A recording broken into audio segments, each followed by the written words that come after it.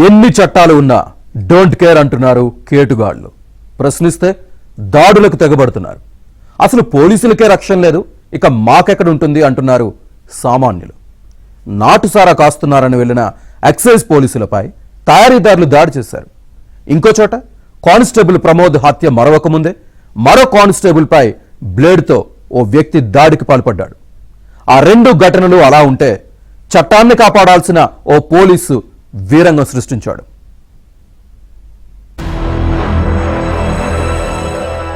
శ్రీ సత్యసాయి జిల్లాలో ఎక్సైజ్ పోలీసులపై నాటుసారా తయారీదారులు దాడికి పాల్పడ్డారు. ఈ దాడిలో 2 ఎక్సైజ్ కానిస్టేబుళ్లకు గాయాలయ్యాయి. కదిరిలోని అలీపూర్ తండాలో ఈ ఘటన చోటు చేసుకుంది.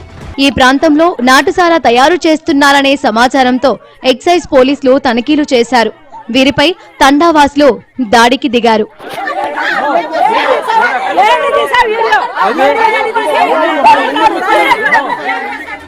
ఈ ఘటనలో గాయపడ్డ కానిస్టేబుళ్లు వెంకటప్రసాద్, వెంకట నారాయణను కదిరి ఆసుపత్రికి తరలించి చికిత్స అందిస్తున్నారు.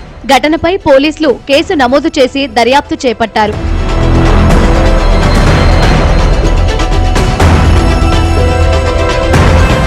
అదలా ఉంటే నిజామాబాద్ లో కానిస్టేబుల్ ప్రమోద్ హత్య మరవకముందే నిర్మల్లో కానిస్టేబుల్ పై దాడి కలకలం రేపింది.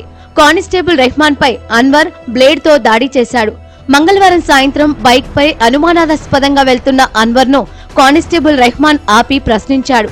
దాంతో ఆగ్రహించిన అన్వర్ బ్లేడ్ తో తనను గాయపరుచుకుని కానిస్టేబుల్ పైన దాడి చేశాడు.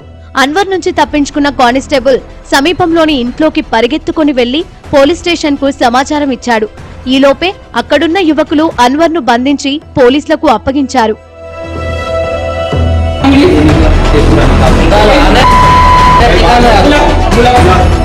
ఇక ఆంధ్రప్రదేశ్ లో ఓ కాకి కావరం చూపించాడు. పెట్రోల్ డబ్బులు అడిగినందుకు పెట్రోల్ బంక్ సిబ్బందిపై కానిస్టేబుల్ దాడి చేశాడు. బాపట్ల జిల్లా వేటపాలెం పెట్రోల్ బంకులో ఓ ఏఆర్ కానిస్టేబుల్ హల్చల్ చేశాడు. బైక్ కు పెట్రోల్ కొట్టించుకొని డబ్బులు చెల్లించకుండా డబ్బులు అడిగిన బంక్ సిబ్బందిపై దౌర్జన్యం చేసి దాడికి పాల్పడ్డాడు.